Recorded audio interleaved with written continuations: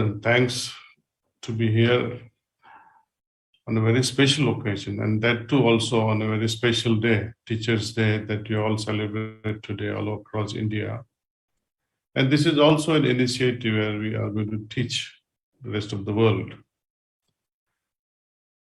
Honorable Cabinet Minister of State Ayush, Shri Dr. Munjapra Mahendrabhai Kalubhai, Shri Vaidya Rajesh Kotejaji, Secretary Ayush, Shri Pathak Ji, Additional Secretary of Ayush, Dr. Iswar Basavaradi, Director Morarji Desai National Institute of Yoga, Shri Subodh Tiwari Ji, CEO of Kaivalya Dham, Pujya Swami Shri Atmapriyananda Ji of Ramakrishna Mission, Shri Sridharan of Krishnamacharya Yog Mandiram, and Dr. Raghavendra Rao, Director of CCR and Ayush.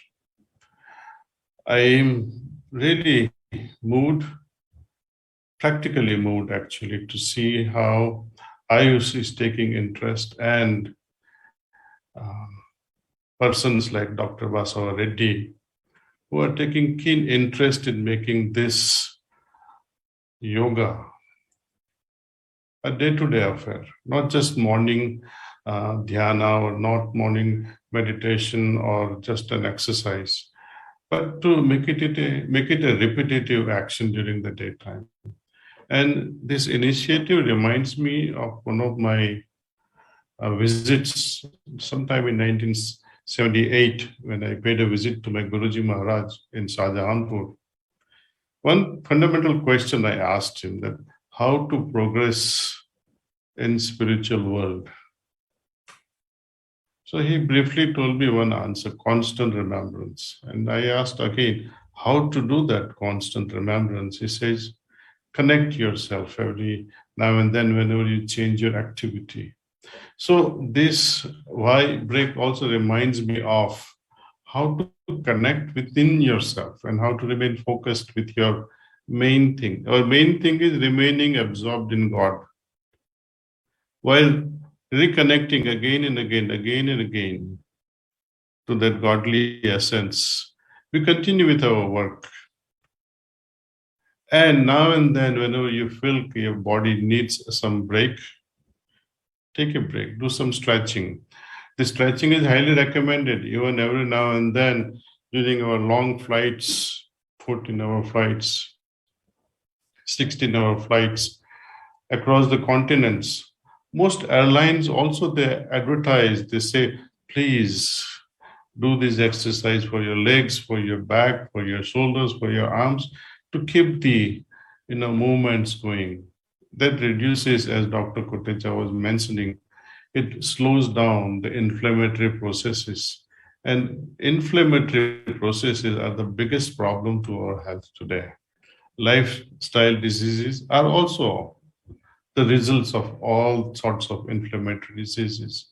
Yogasanas, very fast ones, stretching, all sorts of pranayamas that we learned from Ramdev Babaji and many other samsthas. They're worth propagating, worth learning, worth repeating every 3-4 hours, if you will. You can set an alarm clock on your phone and see if you can repeat those pranayams every few minutes, every few hours rather. And while doing all these things, as far as dhyana is concerned, you don't have to really close your eyes. It just needs a practice. With your open eyes, you can connect yourself within your heart and remain connected with the Lord. And while doing all that, see if you can do the breathing exercise.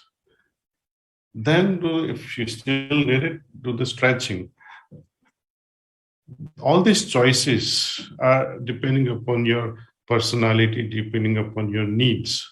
And I don't think we need to educate each other here, because everybody is familiar with the benefits of yoga, yogasanas, meditations, pranayamas.